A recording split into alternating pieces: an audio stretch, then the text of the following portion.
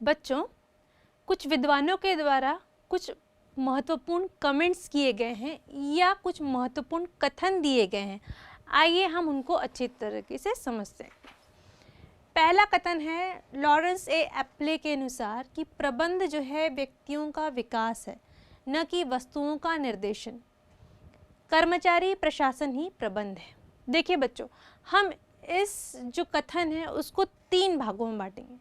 पहला है व्यक्तियों का विकास है। जो प्रबंध है वो पूरी तरह व्यक्तियों के विकास पर ही डिपेंडेंट है, क्योंकि मैनेजमेंट जो है वो ह्यूमन रिसोर्स के लिए ही या मानव के विकास के लिए ही बना हुआ है।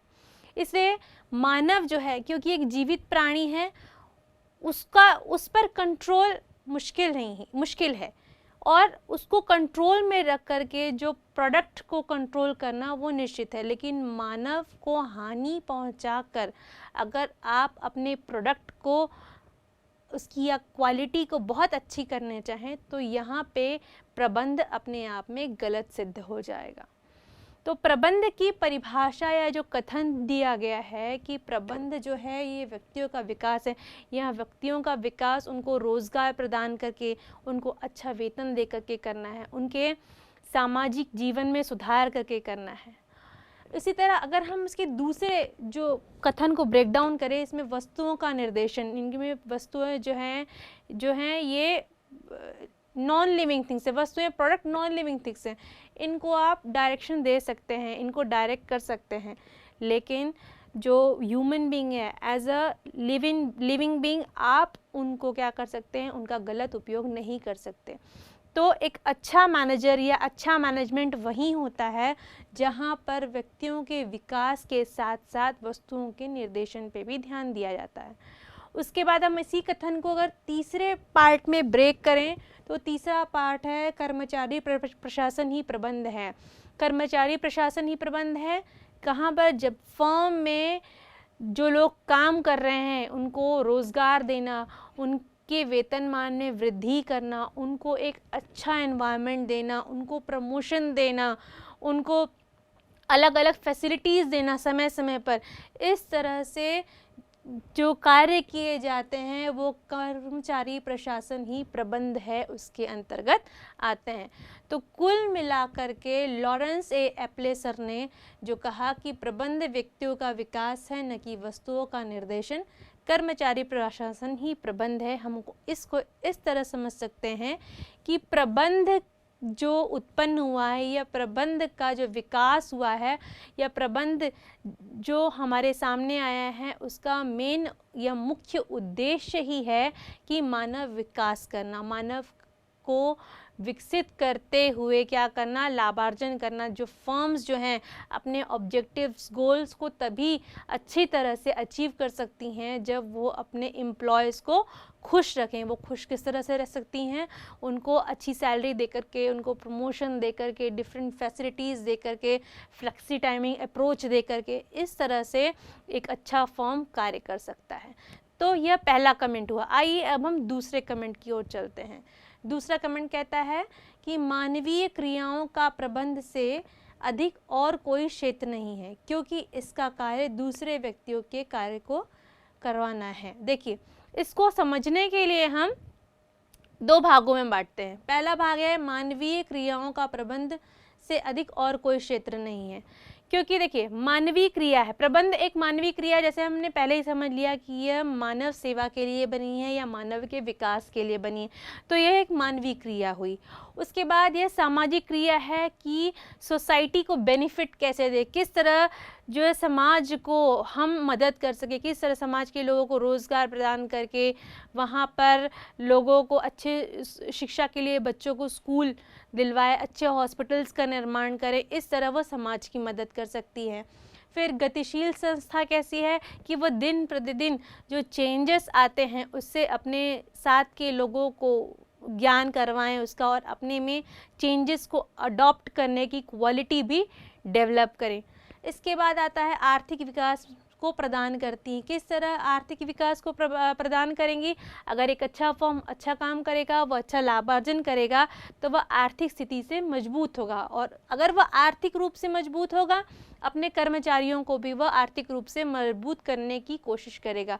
और इसके साथ साथ वह क्या करेगा, जो सरकार है उसको भी प्रॉपर टैक्स पे करेगा, जो शासकीय वस्तुएं हैं उनकी सुरक्षा का ध्यान में रखेगा। तो इस तरह से जो प्रबंध है वो क्या कर सकता है, एक आर्थिक विकास में एक बहुत बड़ी सहायता प्रदान कर सकता है।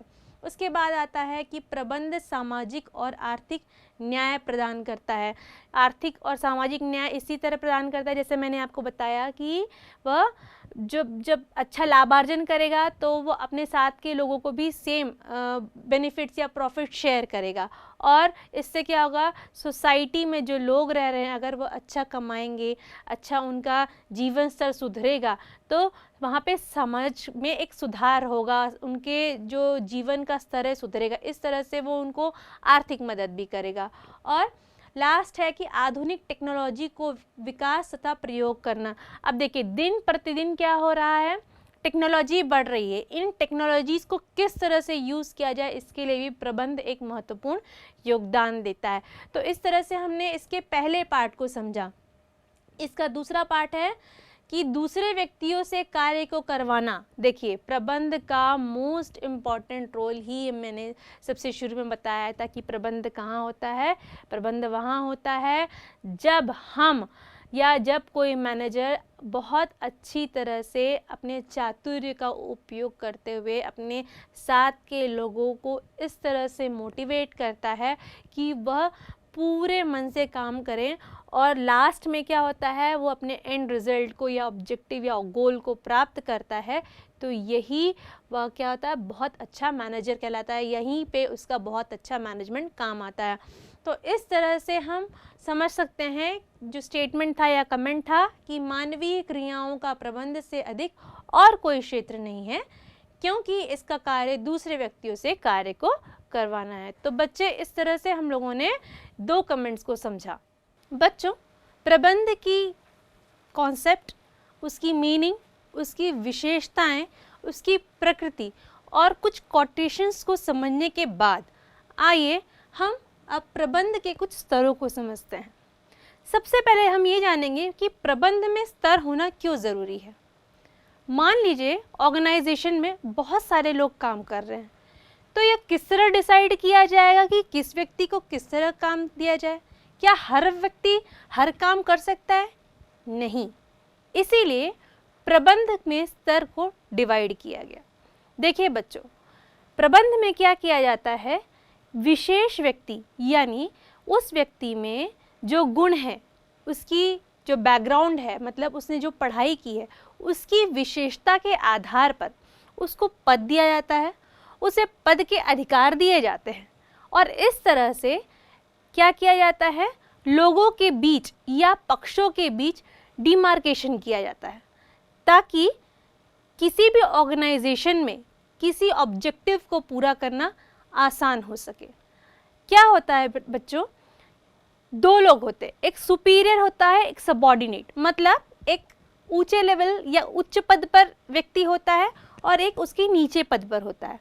उन दोनों के बीच सामंजस्य स्थापित करने के लिए प्रबंध को स्तरों में विभक्त किया गया।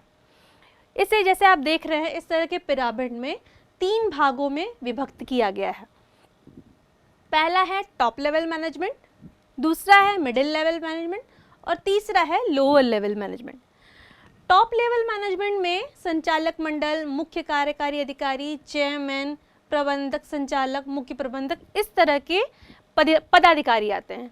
इन शॉर्ट अगर हम नॉर्मल भाषा में लें तो डायरेक्टर्स, चेयरपर्सन्स, इस तरह के लोग, बोर्ड ऑफ डायरेक्टर्स, इस तरह के लोग आते हैं। और मिडिल लेवल मैनेजमेंट में विभागीय प्रबंधक, उप विभागीय प्रबंधक, कार्यात्मक प्रबंधक, इसे हम नॉर्मल कह सकते हैं, departmental officers, non departmental officers, सब डिपार्टमेंटल ऑफिसर्स, इस तरह के पदाधिकारी आते हैं। लास्ट जो होता है लोअर लेवल मैनेजमेंट, यह होता है पर्यवेक्षक, फोरमैन, निरीक्षक, इस तरह के लोग आते हैं। और ये जो डिवीज़न है, जो पिरामिड आप देख रहे हैं, इस डिवीज़न को सर ब्रच ने दिया था। इस डिवीज़न के आधार पर पद, उनके अधिकार और उनके कार्यों को बताया गया या उनमें अंतर समझा जा सकता है। आइए अब हम एक एक करके इन सभी के कार्यों को समझते हैं। सबसे पहला कार्य है टॉप लेवल मैनेजमेंट से समझते हैं टॉप लेवल मैनेजमेंट क्या फंक्शन होते हैं। बच्चों, जैसे आपने जाना कि टॉप लेवल मैनेजमेंट में डायरेक्टर्स आते हैं, चेयरमैन्स आते हैं, बोर्ड ऑफ डायरेक्टर्स आते हैं, तो इनके क्या नॉर्मली फंक्शंस हो सकते हैं। पहला फंक्शन तो उसका ये होगा कि उपक्रम के उद्देश्य निर्धारित करना। कोई भी फर्म है या ऑर्गेनाइजेशन है, उसका ऑब्जेक्टिव क्या है, चाहे वो लॉन्ग टर्म हो या शॉर्ट टर्म हो। आप किसी नियमित समय सीमा तक के लिए कोई ऑब्जेक्टिव डिसाइड कर रहे हैं या एक लंबे समय के लिए कोई ऑब्जेक्टिव डिसाइड कर, तो जो भी फर्म के लिए ऑब्जेक्टिव डिसाइड करना है वह किसका फंक्शन आएगा, वो डायरेक्टर्स, बोर्ड ऑफ डायरेक्टर्स या टॉप लेवल मैनेजर्स का आएगा। उसके बाद दूसरा फंक्शन होता है नीतियाँ निर्धारित करना। नीतियाँ निर्धारित करना, अब ऑब्जेक्टिव डिसाइड हो गया, किस तरह के नियमों का पालन किया जाएगा, किस तरह के रूल्स एंड रेगुलेशंस लगाए जाएंगे, इनका भी जो डिसीजन होता है वो टॉप लेवल मैनेजर्स के हाथ में होता है। इसके बाद आता है क्रियाएं निर्धारित करना, किस तरह के काम। अब ऑब्जेक्टिव डिसाइड कर लिया है, मान लीजिए प्रोडक्शन लिया हुआ है, तो प्रोडक्शन में किस तरह का प्रोडक्शन होना है, कौन से गुड प्रोड्यूस करना है, रॉ मटेरियल कहाँ से आएगा, उसके लिए मशीनें कहाँ से आएंगी, मशीनों को चलाने के लिए लोग यानी ह्यूमन रिसोर्सेज कहाँ से आएंगे, उस पूरे सेटअप में किस किस पोजीशन पे किस किस व्यक्ति को रखा जाएगा, उन व्यक्तियों का क्वालिफिकेशन क्या होना चाहिए, उनको टेक्निकल ट्रेनिंग या किस तरह के स्किल्स होने चाहिए, ये सारी चीज़ों का डिसीजन कौन करता है, ये सारी क्रियाओं का डिसीजन कौन करता है, टॉप लेवल मैनेजर्स करते हैं। इसके बाद आता है संसाधन जुटाना। संसाधन जुटाना जैसे मैंने कहा, जो भी रिसोर्सेज है, चाहे मैन से लेकर हो, चाहे रॉ मटेरियल हो, चाहे मनी हो या मशीन हो, जो भी रिसोर्सेज है या संसाधन है, इनको जुटाने का काम जो है वो टॉप लेवल मैनेजर्स का होता है। फिर आता है कर्मचारियों के कार्य को या निष्पादन पर नियंत्रण करना। अब देखिए, कर्मचारी जो कार्य कर रहे हैं वो प्रॉपर्ली कर रहे हैं कि नहीं कर रहे हैं, उनको समय समय पर देखते ओवरव्यू लेते रहना कि आपके, क्योंकि वो फर्म तो उनका है, तो जो भी बेनिफिट या प्रॉफिट होगा वो उनको होगा और लॉस भी होगा तो उनको होगा। तो अपने फर्म को देखना कि वह अच्छे तरीके से रन कर रही है कि नहीं, उसमें जो व्यक्ति इन्वॉल्व हैं काम करने के लिए वो प्रॉपरली वर्क कर रहे हैं कि नहीं कर रहे हैं, इन सब चीज़ों पर एक लुक रखना, एक नज़र रखना एक टॉप लेवल मैनेजर का भी काम होता है। इसके बाद आते हैं बजटों का अनुमोदन करना। देखो, फाइनेंस से रिलेटेड जितने भी चीज़ें हैं कि इस ईयर, ये फाइनेंशियल ईयर कितने का होगा, हमको इस साल कितना टारगेट पूरा करना है, लास्ट ईयर अगर कोई प्रॉफिट हुआ तो इस साल कितना होना चाहिए, लॉस हुआ तो इस साल उस लॉस को कवर कैसे किया जाए, ये सारी फाइनेंस से रिलेटेड जितनी भी चीज़ें हैं, जितना भी कैलकुलेशंस हैं, उन सब के बारे में सोचना, उन पर नियंत्रण रखना, उनका अनुमोदन करना, ये सब टॉप लेवल मैनेजर्स का काम होता है। फिर होता है बाह्य पक्षकारों के साथ तालमेल। बाह्य पक्षकार कौन कौन हो सकते हैं? सरकारी लोग हो सकते हैं, ठीक है, शासकीय भी हो सकते हैं, गैर शासकीय भी हो सकते हैं। जैसे शासकीय लोग, गैर शासकीय में मीडिया हो सकता है, इस तरह से, और जो फाइनेंसर्स हो सकते हैं। तो इन सब लोगों से तालमेल अच्छा बिठाना, उनके बीच अच्छा समन्वय होना, ताकि क्या हो सके, आगे इनको अपने काम करने में कोई समस्या ना आए। इनको जो ऑब्जेक्टिव डिसाइड किया है, जो गोल डिसाइड किया है, इसको पूरा करने में उन्हें कोई कठिनाई ना आए। तो बच्चों, ये थे टॉप लेवल मैनेजर्स के कार्य या उनके फंक्शंस। आइए अब हम देखते हैं मिडिल लेवल मैनेजर्स के फंक्शंस। मिडिल लेवल मैनेजर्स कौन से होते हैं? जैसे मैंने बताया, डिपार्टमेंटल मैनेजर्स, सब डिपार्टमेंटल मैनेजर्स, ये जो होते हैं वो मिडिल लेवल मैनेजर्स होते हैं। ये क्या होते हैं? लोअर लेवल मैनेजर्स से कांटेक्ट में रहते हैं। तो आइए चलिए देखते हैं कि उनके क्या कार्य हैं या वो कौन से ऐसे फंक्शंस हैं जिनको परफॉर्म करते हैं। तो पहला फंक्शन है उनका नीतियों की व्याख्या करना। देखिए, जो टॉप लेवल मैनेजर्स ने जो भी नियम या रेगुलेशंस, रूल्स बनाए हैं, उनको क्या करना, लोअर लेवल मैनेजर्स को बताना। वो इसलिए बताना क्योंकि अगर वो लोअर लेवल मैनेजर्स को क्लियर नहीं करेंगे कि हाँ व्हाट आर द रूल्स, ठीक है, उनको परफॉर्म कैसे करना है, उन नियमों पर कैसे चलना है, तो वो क्या करेंगे, अगर लोअर लेवल मैनेजर्स समझ नहीं पाएंगे तो वो अपने से जो नीचे बंदे हैं, ओरिजिनल वर्कर्स, उनको क्या नहीं कर पाएंगे, उनको अपनी बात नहीं समझा पाएंगे, उन नियमों को वह नीचे तक नहीं पहुंचा पाएंगे।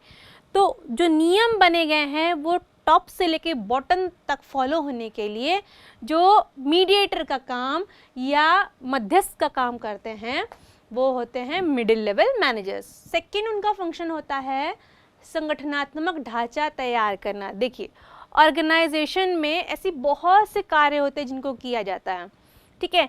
अब जैसे कि पद खाली है, पद पे नियुक्ति करनी है, उस पद पे जिस व्यक्ति की नियुक्ति होगी किसे क्या क्वालिफिकेशन होनी चाहिए, उसमें क्या स्किल्स होने चाहिए, इस तरह से। और दूसरा, संगठन में बहुत सारे कार्य होते हैं जैसे क्रय विक्रय, इन सभी चीज़ों को वेल ऑर्गेनाइज करना भी इनका मिडिल लेवल मैनेजर्स का काम होता है।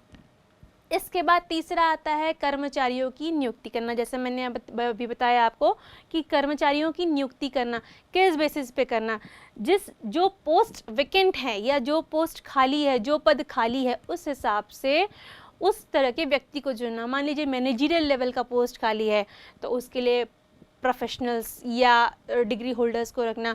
अगर ऐसे कर्मचारी चाहिए जो लोअर लेवल पे काम करते हैं या हम लेबर भी कह सकते हैं, उनके लिए उस तरह के व्यक्तियों का चुनाव करना। तो अलग अलग पदों के लिए अलग अलग तरह के लोगों का ये ह्यूमन रिसोर्स का चुनाव करना जो इनका थर्ड फंक्शन होता है। फोर्थ फंक्शन को अगर हम देखें तो है निर्देश जारी करना। देखिए निर्देश जारी करना कि किस तरह से काम करना है, कब करना है, कब तक आपको टारगेट कंप्लीट करके देना है, ये काम किस फॉर्मेट में होना चाहिए, इस तरह के निर्देश ये जारी करते हैं। उसके बाद आता है कर्मचारियों को अभिप्रेरित करना। अभिप्रेरित मतलब मोटिवेट करना। किस तरह से अभिप्रेरित कर सकते हैं, या तो उनको देखिए फाइनेंशियल बेनिफिट्स दे दें। फाइनेंशियल बेनिफिट्स कैसे दिए, थोड़ा मॉनेटरी बेनिफिट, पैसे उनको बोनस दे दिए, ठीक है, उनको दिवाली बोनस दे दिए, या फिर बीच में 4th मंथ में कुछ ऐसा फाइनेंशियल बेनिफिट दे दिए जिससे वो हैप्पी हो जाए। नॉन मॉनेटरी बेनिफिट भी होता है या नॉन फाइनेंशियल बेनिफिट्स भी होते हैं कि उनकी प्रशंसा कर दी गई या उनको सम्मान दे दिया गया। इस तरह के जो नॉन मॉनेटरी बेनिफिट्स भी दिए जाते हैं, उस तरह से एम्प्लॉय क्या होते हैं, मोटिवेट होते हैं। मैनेजर, एक अच्छा मैनेजर अपने एम्प्लॉय को इस तरह से मोटिवेट करता है। और अब वो मोटिवेट करके क्या करता है, वो जो फर्म का उद्देश्य है उसको पूरा करने के लिए वो उसको क्या करता है, वो उसको फोर्स करता है। तो जब हम मोटिवेट होते हैं किसी कार्य को करने के लिए तो हम अच्छी तरह से मन लगा के उस कार्य को सेल्फ ही कर लेते हैं। तो वो उसका जो मिडिल लेवल मैनेजर का जो 5th फंक्शन है वो यही है कि कर्मचारियों को अभिप्रेरित करना। 6th फंक्शन है समन्वय स्थापित करना। देखिए एक ऑर्गेनाइजेशन में बहुत सारे लोग हैं, टॉप से लेके बॉटम तक, तो उनके अंतर्गत जितने लोग आते हैं उनके बीच अच्छा समन्वय या अच्छा तालमेल सिद्ध करना, या जो डिफरेंट डिपार्टमेंट्स हैं उनके बीच भी अच्छा तालमेल सिद्ध करना, क्योंकि एक डिपार्टमेंट से पूरा फॉर्म नहीं चलता। डिफरेंट डिपार्टमेंट्स होते हैं, HR डिपार्टमेंट है, फाइनेंस डिपार्टमेंट है, ठीक है, मार्केटिंग डिपार्टमेंट है, सबका एक दूसरे से काम है। तो हर डिपार्टमेंट का एक दूसरे से काम है, तो हर डिपार्टमेंट का एक दूसरे से अच्छा तालमेल होना भी चाहिए।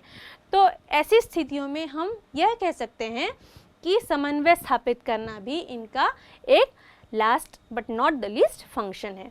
आइए बच्चों, मिडिल लेवल मैनेजर्स के फंक्शंस या कार्य को समझने के बाद अब हम समझते हैं कि लोअर लेवल मैनेजर्स के कार्य क्या हैं। इन्हें हम फर्स्ट लाइन मैनेजर्स भी कह सकते हैं। क्यों?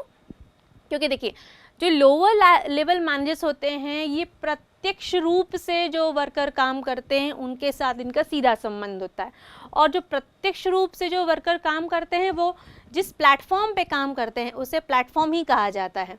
तो बच्चों जो पिरामिड आपने पहले देखा उसमें आपने देखा कि नीचे लोअर लेवल मैनेजर के नीचे एक प्लेटफॉर्म बना हुआ था जो ड्रॉ हुआ था, वो प्लेटफॉर्म यही कहलाता है कि जो व्यक्ति लोअर लेवल मैनेजर्स के अंदर काम करते हैं उस एरिया को प्लेटफॉर्म कहते हैं।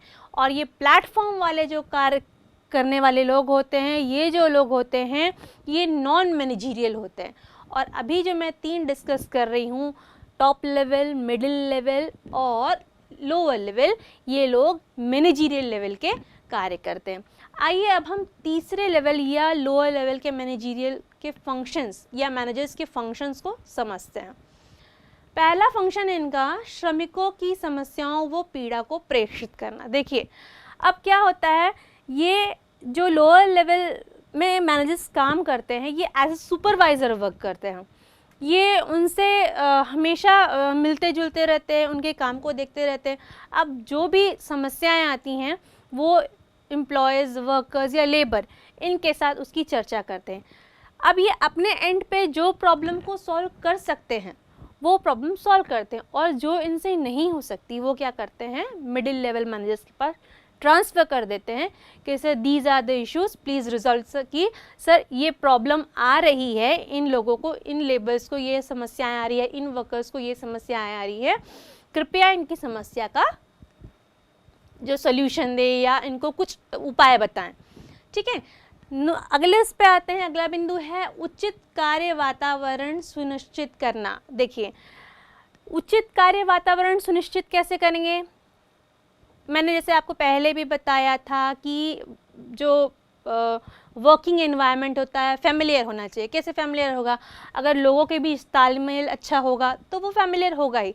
लेकिन यहाँ पे इस पॉइंट पे या इस फंक्शन में उन सारे रिसोर्सेज का होना भी ज़रूरी है। अच्छा पानी, अच्छी वायु, अच्छा वातावरण, सब कुछ, मतलब एक अच्छा वातावरण कुल मिलाकर के अपने वर्कर्स को देना है कि वो काम करते करते वहाँ सर्वाइव कर सकें।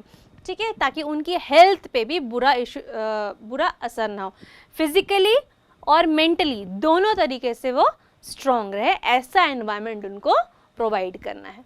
आइए अब हम नेक्स्ट फंक्शन को समझते हैं, श्रमिकों की सुरक्षा सुनिश्चित करना। देखिए अब जो लेबर्स या वर्कर्स मशीनों के साथ सीधे संपर्क में हैं, वो दिन भर या दिन रात उनके साथ काम कर रहे हैं। अब क्या होता है, कभी कभी ऐसी समस्याएं उत्पन्न हो जाती है जो एक्सीडेंट्स कॉज करती हैं। तो उन समस्याओं, मशीनों की समस्याओं या और भी कोई समस्याएं जिससे एक्सीडेंट्स हो सकते हैं, उन समस्याओं या उन पॉसिबिलिटीज़ को समाप्त करना ही लोअर लेवल मैनेजर्स का काम है। क्योंकि ये सुपरवाइज़र होते हैं, इनका काम है सुपरविजन का, इनका काम है बारीकी से हर काम देखने का, क्या काम चल रहा है, किस मशीन को रिपेयरिंग की ज़रूरत है, किसको सर्विसिंग की, किस मेंटेनेंस की, ये सारी चीज़ें इनका ही काम होता है, इनको देखना।